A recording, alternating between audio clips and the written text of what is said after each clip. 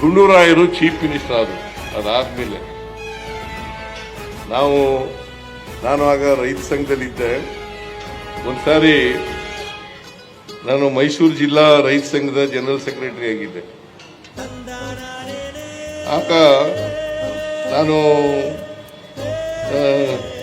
ವರ್ಣನಾನ ಚಳುವಳಿ ಮಾಡ್ತಾ ಇದ್ದೆ. ರಿಲೇ ಹಂಗರ್ ಸ್ಟ್ರೈಕ್.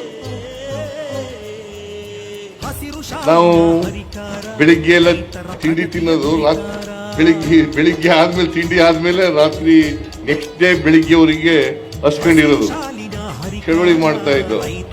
ಆಗ ಗುಂಡೂರಾಯರು ಒಂದು ಸಭೆ ಕರೆದ್ರು ರೈತ ಸಂಘದ್ದು. ಆಗ ನಂಜುಂಡಸ್ವಾಮಿ ಬಹಳ ಪವರ್ಫುಲ್ ಆಗಿದ್ರು, ಪ್ರೊಫೆಸರ್ ನಂಜುಂಡಸ್ವಾಮಿ ಪವರ್ಫುಲ್ ಆಗಿದ್ರು. ನಾನು ಮೈಸೂರು ಜಿಲ್ಲೆ ಜನರಲ್ ಸೆಕ್ರೆಟರಿ ಆಗಿದೆ, ರಂಗನಾಥ್ ಅಧ್ಯಕ್ಷರಾಗಿದ್ರು. ಆಗ ನನ್ನನ್ನು ಕರೆದಿದ್ರು ಗುಂಡೂರಾಯರು. ರೈತ ಸಂಘದ ವಿಧಾನಸೌಧ ಕಾನ್ಫರೆನ್ಸ್ ಹಾಲ್ ಇದೆಯಲ್ಲ, ಅಲ್ಲಿ ಮೀಟಿಂಗ್. ನಂಜುಂಡಸ್ವಾಮಿ ಅವರು ಹೇಳಿದ್ರು, ಆಗ ಚೀಫ್ ಸೆಕ್ರೆಟರಿ ಯಾರೋ ಇದ್ರು ಅನ್ನೋ ಕಾರಣಕ್ಕೆ ಮರ್ತ್ಬಿಟ್ಟಿದ್ದೀನಿ ನಾನು. ನರಸಿಂಹರಾಯ್ ಗುಂಡೂರಾಯರಿಗೆ ಇವ್ರು ಹೇಳಿದ್ದು ನಂಜುಂಡಸ್ವಾಮಿ ನೋಡಿ, ನಂಜುಂಡಸ್ವಾಮಿ ಗುಂಡೂರಾಯರೇ ಮೊದಲನೇ ಕೂಲಿ ಇದಾರಲ್ಲ ಅವ್ರು ಕಳಿಸ್ಬಿಡಿ ಅಂತ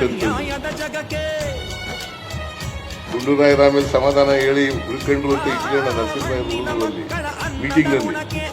ಆ ಮೀಟಿಂಗ್ನಲ್ಲಿ ಅವ್ರು ಹೇಳಿದ್ದು ಅವತ್ತು ಏನಂತ ಹೇಳಿದ್ರು ಅಂತಂದ್ರೆ, ನಿಮ್ಮ ಚೀಫ್ ಸೆಕ್ರೆಟರಿ ಇದಾರಲ್ಲ ಅವರು ಮೊದಲನೇ ಕೂಲಿ, ಅವ್ರನ್ನ ನಾನು ಹೇಳಿದ್ದಲ್ಲ, ನಂಜುಂಡಸ್ವಾಮಿ ಹೇಳಿದ್ರು, ಪ್ರೊಫೆಸರ್ ನಂಜುಂಡಸ್ವಾಮಿ ಹೇಳಿದ್ರು.